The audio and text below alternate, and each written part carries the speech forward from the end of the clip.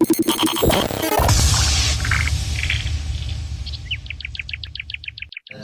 smo izabrali živu biblioteku kao metod rada?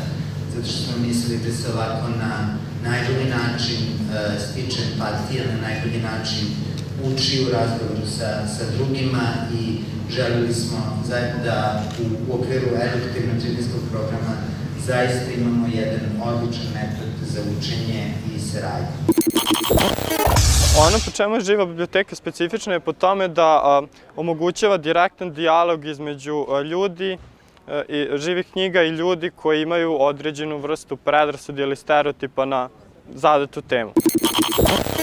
To su uglavnom priče ljudi koji pripadaju određenim manjinskim grupama i samim tim čim su u manjini većina ne deli nešto, znači ne deli neko njihovo lično svojstvo i samim tim nema dovoljno informacije o njihovom životu. Mi ovde imamo nekoliko osoba sa invaliditetom, recimo imamo sad ovde jednu osobu koja koristi kolica, mi u stvari ne znamo kako izgleda život osobe koja koristi kolica u gradu i u državi u kojoj je većina javnih objekata nepristupačna. Tako da možemo to da čujemo, možemo da čujemo kako im se ljudi obraćaju, kako reaguju, kakve sve nepoznanice imaju.